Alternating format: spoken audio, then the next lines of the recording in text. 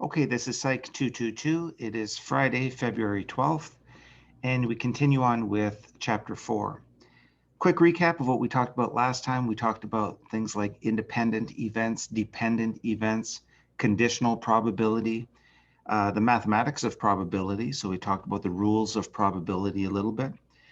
So now we've set the stage for talking about probability distributions. So to talk about probability distributions, we need to decipher between discrete and continuous variables. Okay.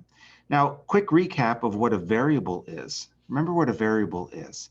So if I have values, say 0, 1, 2, well, that's considered a variable because it can assume different values. So that's why we say x sub I over here, because at any time, the variable can assume a value of 0, 1, or 2. That's what makes it a variable. If I simply have x and they're all equal to, say, values of 2, then that's not a variable because all values are constant. So what we need to talk about is what's the distinction between discrete versus continuous variables. Well, we talk about a qualitative random variable. And when we talk about a qualitative random variable, that means that it can assume different qualities. Now, what does it mean to assume different qualities? Well, let's take A, B, and C. That could be considered a qualitative random variable because it can assume A, B, or C. And these are different qualities of the variable. They're not numerical differences. Okay. Another example of this would be, say, blue and red. The variable is color, and those are the different values of the variable. At any point, the variable can assume the color blue or the color red. Now, that's different from what's a quantitative random variable, and we will define what random variables are in a second. But the idea of quantitative is the idea of those numerical differences. So if we put 1, 2, 3, and 4, that would be considered a quantitative random variable because we're using numbers. And in generally, the quantitative random variable, you can assume anything in between is usually possible. Okay, in general, that's true. So the value of 1.5 would be possible, the value of 2.5, 3.5, etc. So quantitative versus qualitative. Now, what's meant by a random variable? Okay, what is meant by a random variable? Well, this is actually a really, really important distinction because so far we've talked about variables, but we haven't talked about this idea of a random variable. So I'm just going to skip ahead here just a little bit and look at what we have right down here to table 4.7. Here we have some sampling results for the number of heads in 500 tosses of 2 coins. So here we have 129 equal to 0. So those are the number of heads in the toss of 2 coins.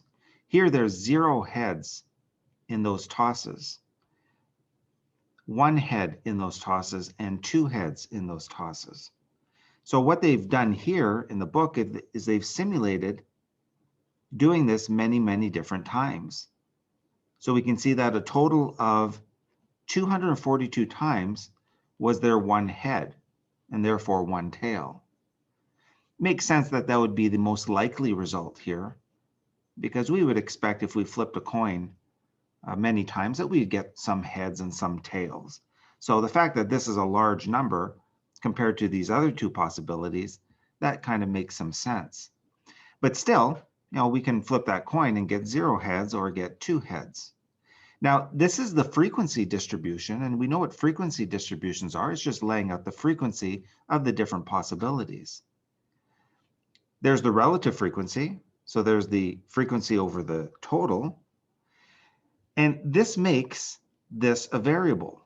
Now, look at this for a probability distribution. This is called a probability distribution because we are associating the number of heads. This is the same idea right here, 0, 1, and 2. This is the same thing as we have over here. But now we are associating the values of the variable with probabilities instead. Okay, these are probabilities. Probability of y. This is a variable. This is now a random variable. Now, why is it a random variable? It's a random variable because values of the variable are now associated with probabilities and not simply frequencies. Okay, this is really important. And the idea that it being a random variable, well, you think about what that means. That means that there's some kind of a random process going on here. So imagine if you were to flip that coin twice, right? Number of heads on 2 tosses of coins. You may be interested in what's the probability of getting 1 head. And just as we said over here, it made sense that that would come out to be the most common thing. Well, over here, this probability distribution is indicating that that probability here is 0.50. Okay, is 0.50. The probability of 1 head is 0.25. The probability of 2 heads is 0.25. As soon as we associate a variable with a probability, it becomes a random variable. Okay. We also notice that the sum of these probabilities, is equal to 1.0. And that's important to make this a legitimate probability distribution. That idea of a probability distribution is defined here in the book, and that's exactly what this is here. This distribution of probabilities for values of the variable. That's called a probability distribution of y. And the probability distributions will differ depending on whether we're dealing with discrete or continuous random variable. So what we've looked at just down here is the probability distribution for a discrete random variable, displaying the probability py associated with each value of y. That's exactly what we did here. Okay. Now, what is this? Let me just backtrack a little bit because I want to get to that. What is this idea of a discrete random variable? Well, the discrete random variable, you can either be 0, you can either be 1, you can either be 2. You cannot get anything in between. There's nothing in between here. So you can look at it as there's the null set in between 0 and 1 and 1 and 2. That's what makes it discrete.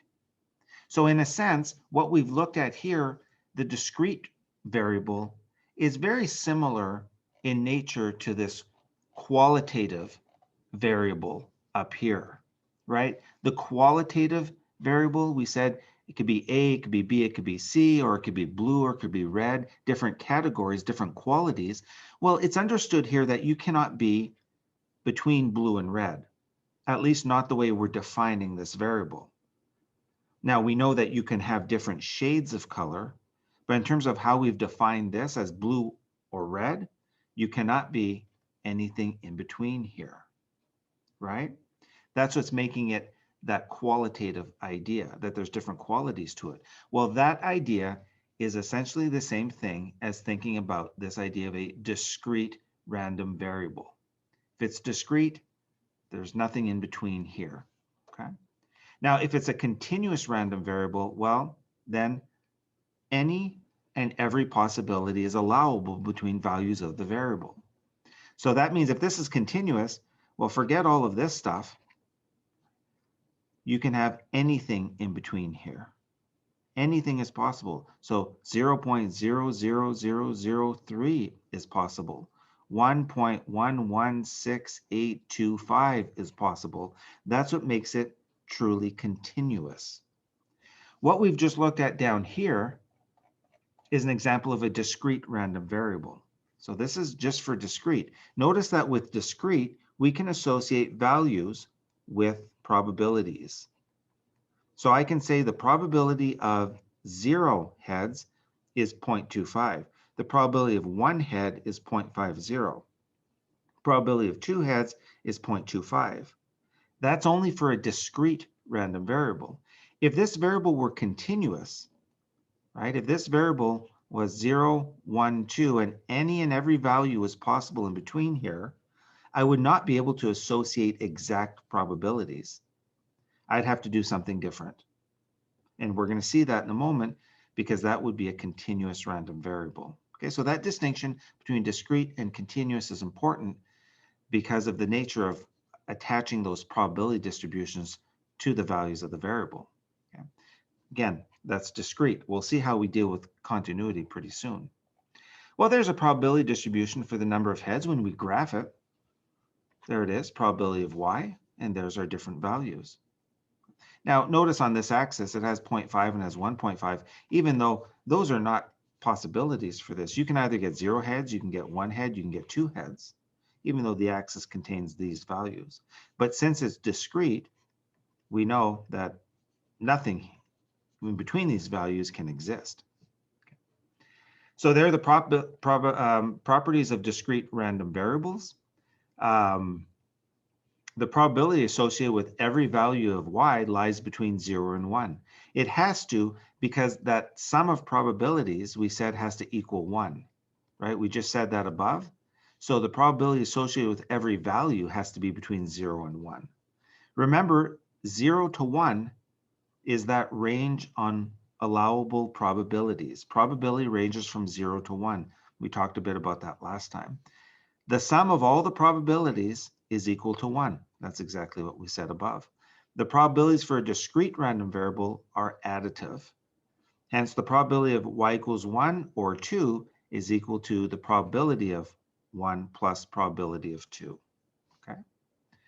So if we go back here, if you wanted to know the probability of 0 heads or 1, well, you can just add up those two probabilities, and that would equal 0.75. Okay, now why is this important? Why are we talking about discrete random variables and continuous random variables? Well, they become really, really important when we want to actually do statistics and evaluate hypotheses. So we're going to talk about one discrete random variable here, and that is the binomial. The Poisson is another one, but we're not talking about that. This one is going to be well enough for us to consider how the binomial works. So I'm going to give us an example here. You can read the example in the book. But I'm going to imagine the following situation. Imagine you have that coin again, and the coin you're going to flip 5 times. Okay, you're going to flip that coin 5 times.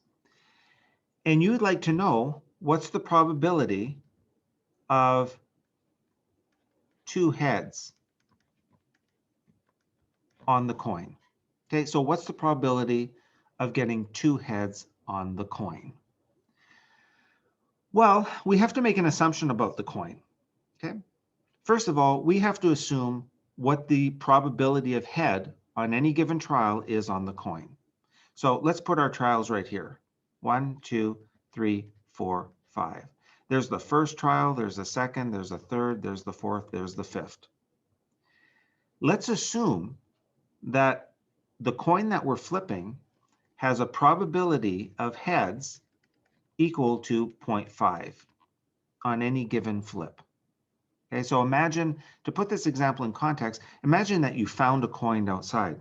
You found the coin, okay? And then you ask yourself, is this a fair coin? Now, is it reasonable to think that the probability of heads is equal to the probability of tails? So what did we say about relative frequency? We said that if you want to get to know the probability of what you're working with, you have to flip the event. Now, this is a coin, so we're actually going to flip it. But in other words, you have to get some experience with the event, right? So if you did flip that coin and you got 2 heads, well, do you have reason to believe that the coin is fair or not? Right? That sounds very reasonable. You got 2 heads out of 5 flips. Does that give you any reason to think the coin is not fair? Well, at first glance, just think about it. At first glance, that would be pretty close to what you would expect on fair coins, right? So if this assumption were actually the case, the fact that you got 2 heads out of 5 flips seems to kind of align somewhat with what you're expecting to see under this assumption, right? Again, just develop the intuition there a little bit. It'll help a great deal. What if you had gotten 0 heads, right? What if you had gotten 0 heads on the coin? That would not agree with that, right? That would not agree with the idea that the probability of heads on any given flip is equal to 0.5. So we see that what we're about to build up here is the distribution of what we would expect to see under certain assumptions. Okay, let me just repeat that. We're going to use probability theory to build up the distribution of what we would expect to see under certain assumptions. In this case, the assumption is that the coin is fair. In other words, that the probability of heads is equal to 0.5. Well, if this is true, if this were true, then what's the probability of heads on the first flip? It's 0.5. What's the probability of heads on the second flip? It's 0.5. What's the probability on the third and the fourth and the fifth? Okay. So this is what we would expect to see under the condition that the coin is fair. Now, let me notate this a little bit more. We're actually interested in our case with 2 heads. So let's put our head here, and let's put our head here, and these will be tails. Well, there's our first 2 heads. These 3 are tails. Well, it just so happens that the probability of a head and the probability of a tail are going to be the same thing. So this 0.5 is the probability of heads on our first flip. This one is the probability of heads on our second flip. There's the probability of tails, there's the probability of tails, and there's the probability of tails. But had we assumed something different about the coin, then these probabilities would be different. For instance, had we assumed that the probability of heads was equal to 0.4, then this would have been 0.4, this would have been 0.4, and this would have been 0.6, 0.6, 0.6, because the heads and tails has to sum to 1. So we see the context a little bit of what we're doing. Let's see what identifies this as a binomial experiment. The experiment consists of n identical trials. Well, we're taking one trial here, one trial here, one trial here. These are all identical. We're not changing anything, so they're all identical. Each trial results in one of 2 outcomes. Well, we definitely have that. So far we have this binomial experiment because it could be a head or it could be a tail. We will label one outcome a success and the other a failure. So which one are we choosing to be a success? The one we're choosing to be a success is going to be the heads, right? Now, we could have done it the other way. We could have chosen to model the probability of tails, but we're going to choose heads over here. So heads is what we're calling a success here. Now, the idea of a success doesn't mean that getting heads is better than getting tails. It's just this is the event we're interested in, is heads. That's what we're calling success. The tails is considered a failure. So there's a success here, there's a success, and these are failures. The probability of a success on a single trial is equal to this right here. So that's the 0.5, because that's the probability of a success on every given trial. And that probability of success remains the same from trial to trial. Now, that could be also called P over here, and it often is. This book is using pi over here, but it can often be called just P, the probability of a success. The trials are independent.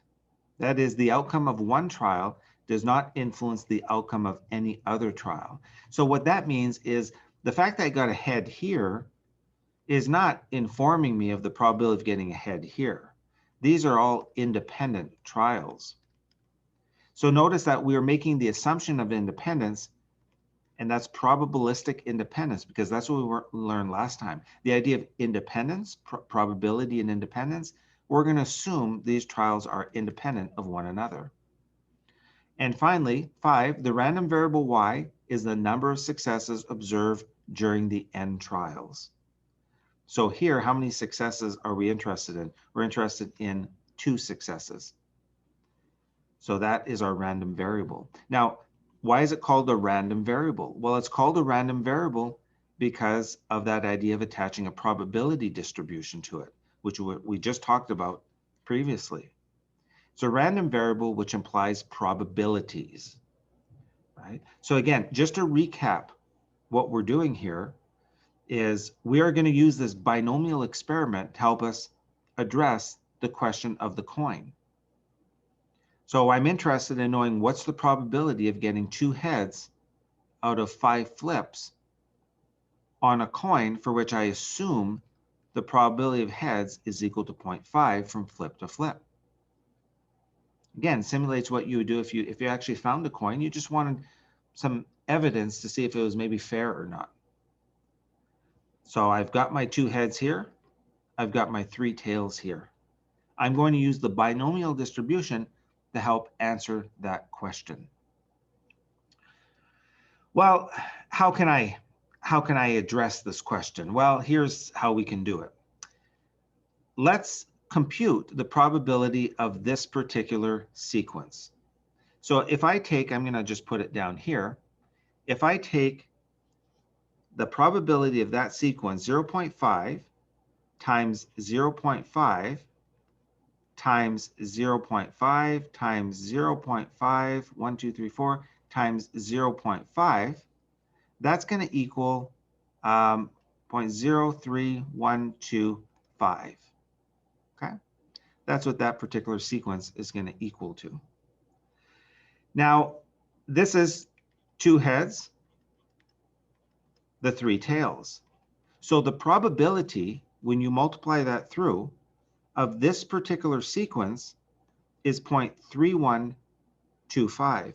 However, we don't really care what order I get the heads in, right? We don't care. I just care that I get 2 heads. So it's entirely possible that I got a tail here, and this is a head, or any other possibility as well, right? So for that reason, we are going to adjust this idea a little bit by computing the number of ways I can get 2 heads out of those 5 flips, where order does not matter. In other words, I don't care where the heads occur. Well, it turns out that when we compute that, there are a total of 10 ways of getting 2 heads out of 5 flips. There are a total of 10 ways of getting 2 heads out of 5 flips. So I'm going to take this and I'm going to multiply that by 10. So when I multiply it by 10, I'm going to get 0.3125. Now, again, why am I multiplying this by 10, right? Why am I multiplying that by 10? I'm multiplying that by 10 because when I list the different ways of getting 2 heads out of 5 flips here, this is going to be called the combinations, the number of combinations of getting 2 heads out of 5 flips. So I have to multiply that by 10. I can't just take this particular sequence. And that's going to give me 0.3125. So what is this number telling us? This number is telling us that the probability of getting 2 heads out of 5 flips, when the order doesn't matter of where you get the heads, is equal to 0.3125. Now the question for us is that a large probability? Well, it's not extremely large, but it's not extremely small either, right? So if you found a coin and you were wondering if the coin was fair, and you flipped the coin and you got 2 heads out of 5 flips, and you compute this probability, what is this telling you? This is telling you that that particular event of 2 heads out of 5 flips happens quite a bit with the coin. Under the assumption that the probability of heads is equal to 0.5, 2 heads out of 5 flips happens quite a bit. Because we know probability ranges between 0 and 1, so that's a pretty likely event. Again, let's just backtrack a little bit. Notice that over here, we made the assumption that the coin was fair. We made the assumption that the probability of heads is equal to 0.5. Right? That's why we're putting the 0.5 here. That's why when we multiply those probabilities, this is equal to 0.5. So under that assumption that the probability is equal to 0.5 here, we are getting this number right here, 0.3125. Long story short, that coin that you found, this would not provide evidence that the coin is somehow biased. Why? Because 2 heads out of 5 flips happens quite a bit with coins like that. And this is how the binomial distribution can be used. So when we look down here, there's a couple more examples given in the book. We see the probability distribution for that binomial experiment. And this is exactly what we've computed. So what we just did just above was we developed this formula conceptually by working through it. But this is the general formula that could be used when you're dealing with a binomial situation. So we want to know the probability of what we're dealing with. In our case, what was P of Y? P of Y was getting the 2 heads out of 5 flips, right? So for our example, this was 2 heads out of those 5 flips. Notice that we're looking at this general formula, but we developed the example for it for the coin. And that's an excellent way to learn, is to, when you look at the example, then you look at the formality of it and you see how the formula is working. We developed it from first principles. So there's the probability of 2 heads out of 5 flips. And then let's just look at this part of the formula. What did we say pi was equal to? Well, pi was the probability of success on a given single trial, right? Remember we did that? So that's 0.5 times 0.5, 0.5. So all of those 0.5s there, that's the probability of success on a single trial. That's the probability of success on a single trial. So that value was equal to 0.5. What is y equal to? Y is the number of successes in n trials. The number of successes in n trials. So this y up here was equal to what for our example? Right? What was that y equal to? Well, how many successes do we have? We had 2. Right? So this part, pi y, is equal to 0.5 to the 2, because we had 2 successes. Now, what's all this? This is 1 minus pi. So 1 minus pi is the balance of 1 minus 0.5. So this is 0.5 as well. Now, what's 1 minus pi? Probability of failure on a single trial. Well, what was failure for our example? We said heads was success. What was the failure? Tails, right? That was the failure. Again, remember, there was no good reason as to why we had to say that tails was a failure and heads was a success. We just chose to want to know what the probability of 2 heads out of 5 flips was. So that's where that number is coming from. What is the n minus y? Well, the n minus y is the number of trials minus that total number of successes. So in other words, this here has to be 3, because if you didn't get 2 successes, well, then you had the 3 failures. Heads, heads, tails, tails, tails. It's exactly what our example did. 3 failures, 2 successes.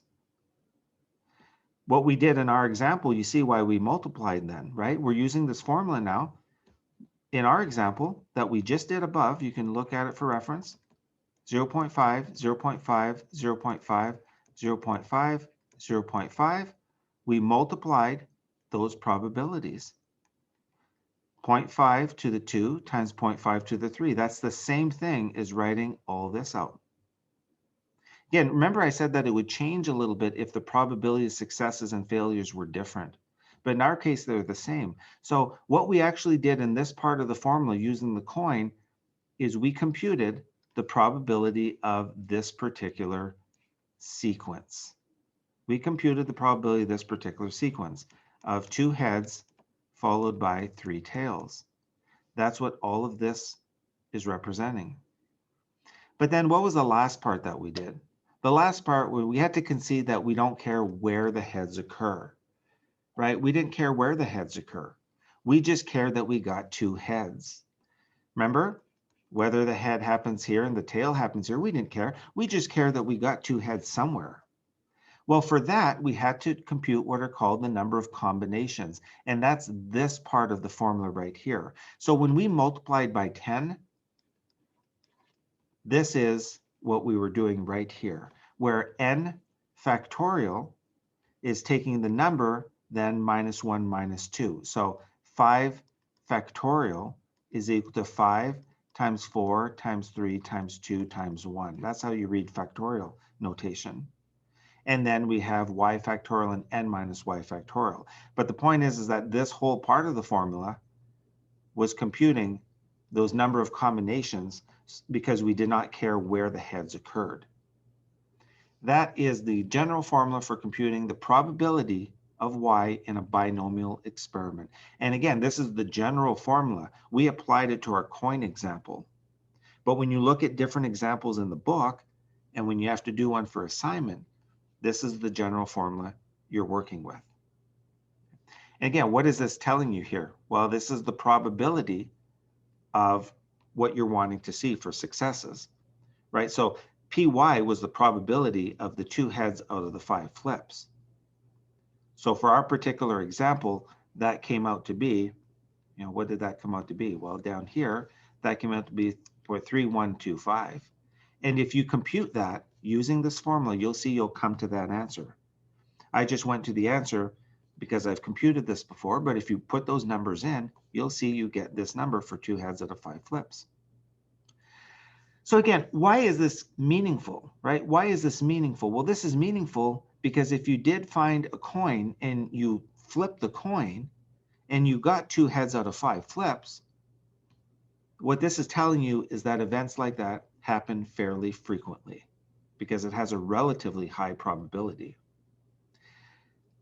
What would happen if you had 0 heads out of 5 flips?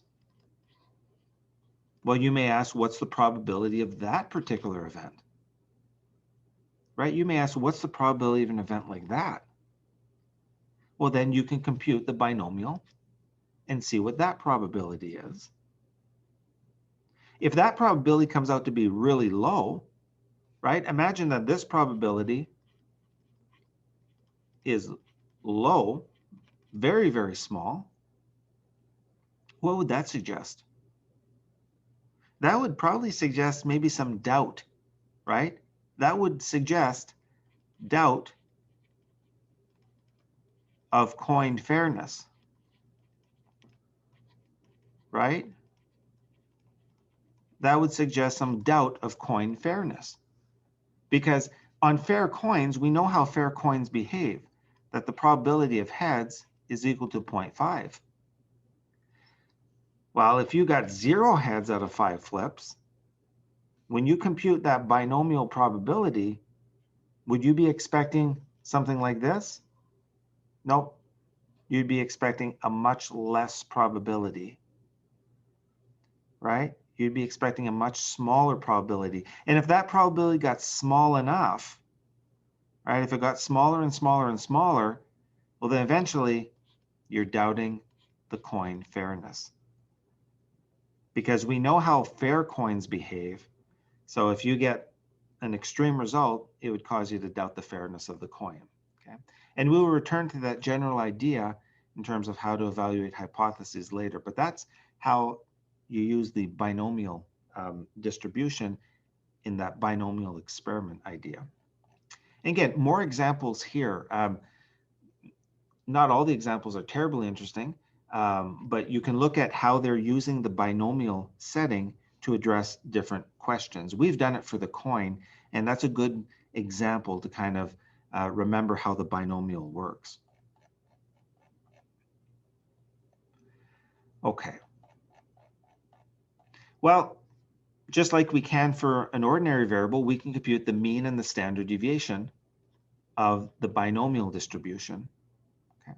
So there's our probability of a success on a given trial, and n is the number of trials in the binomial experiment. So we can compute the average, there's the mean, as n times the probability of a success, and we can also compute the standard deviation, which is the square root of n times probability of success times 1 minus probability of success. And that'll give us an idea of what we expect to see in that binomial experiment, because we're computing the average and we're computing how much things deviate from the average. So just like we can compute the average of a regular variable, we've computed the mean already, whether it's X bar or Y bar, these are both averages. We've computed the standard deviation, whether it's the population standard deviation or the sample standard deviation. All this is computing the average of a random variable. Now, you're computing an average of a random variable here because you have the probabilities here of success and so on. When we computed averages of just ordinary variables, we didn't have probabilities involved. That's what's the difference between the ordinary variable and the random variable. Well, here's a particular distribution for a binomial distribution for n is equal to 20 and p is equal to 0.85. Notice that this distribution, if the probability of success is equal to 0.85, notice how the distribution is skewed. The distribution is skewed. Why? Because the probability of success is in the higher end of the curve. So it makes sense that the distribution would be skewed that way. The lower probabilities tail off over here. For our example of the coin, because we assumed the probability of heads is equal to 0.5, that distribution, if you plotted it, would look approximately normal. And you'd be able to put this curve over it as an approximation. But as you adjust that probability of a success, well, the curve takes on different shapes. Okay. And again, the Poisson distribution is not something we're covering, but it follows a similar logic as what we just did for the binomial. It's just used for different situations. So it's well enough to absorb that binomial distribution and understand how it works a little bit, that we do not have to worry about the Poisson distribution. Okay, so that's as much as I'm going to do for today. And we are actually going to continue this a little bit next week. So I'm going to adjust the syllabus a little bit so we have time to cover this a little bit more before moving on to the next chapter. For now, we just want to talk about test number 1. Okay, so test number 1 is next week. It is on Wednesday. So this is how the test will work. The test will be posted at 11. Okay, so there's our class time. So it's posted at 11 on Wednesday. And I will send you a notice when that test is posted, but you can expect it to be posted at 11 o'clock. And that will be posted in 2 formats. It'll be posted in Word. It will be posted in PDF formats. Both of those formats will be identical to one another. There will be no difference between the formats. So you can use whichever format you prefer. Sometimes people like to save the Word document. Sometimes people can write on their PDFs and they prefer the PDF, but they're going to be identical documents. So it's posted at 11 o'clock next Wednesday. Remember, Monday is a holiday. It's President's Day, so there's no class on Monday. So the next time we have class is on the Wednesday. It's posted at 11, and it is a take-home. Okay, so it's a take-home test, which means that, well, you can take it home. Because we can't do an in-class evaluation, we have no choice but to have a take-home test. You're going to take that test, you're going to download it at 11 o'clock, and then you have until 11 a.m. on Friday, okay? So you have until 11 a.m. on Friday, so 2 days later, so you have 48 hours with that test, and you're going to submit the test on Friday at 11 o'clock. Okay, so you receive the test, it's going to be posted at 11 a.m. on Wednesday. You have 48 hours with the test, and then you're going to submit it at 11 o'clock on Friday. And there's going to be a portal in Moodle where you're going to see where to submit that. And I'll send a few more details about that on email, but you're going to submit that in Moodle and make sure you get your test in by 11 o'clock on Friday. Now you can get it in before then, and that's fine. So maybe you're done on the Thursday. Maybe it doesn't take you that long to do the test, and that is perfectly okay. But make sure you get it in at or before 11 a.m. on Friday for it to be graded. If it arrives later than that, then we won't grade it. So make sure it's in by 11 a.m. on Friday. Also, make sure that your assignment sets are submitted along with your test. So remember, the assignment sets for this is based on 1 to 3. That's your first packet that you're submitting. So when you submit your test on the Friday at 11, you're submitting the test and you're submitting your assignment packet, and you're uploading that to Moodle. Again, we're going to give you some details in email of where to submit that, a little portal in Moodle of where to submit. Okay, so that's what it's going to look like for the test. And remember, the test does not include chapter 4. Okay, we're still working through chapter 4, and chapter 4 is a relatively challenging chapter. But if you look at the syllabus, the first test is only on chapters 1 to 3 from the book, plus that appendix information that we looked at, right? The appendix information that we started with. So what's the best way to study for test 1? Look at your assignments, right? Look at your assignments. Work on your assignments. Make sure those are complete. Go over the answers on assignments. Make sure you understand those, because test items will be taken from those assignments and will be similar. They won't be exactly the same, but they will be similar to the material that's covered on the assignments. Okay, so that's the plan for next Wednesday, and I will send out the email when that test is posted, and it'll be at 11 a.m. on the Wednesday. Okay, and we will summarize these details as well through an email. So that's it for today. We will see you next Wednesday for the test.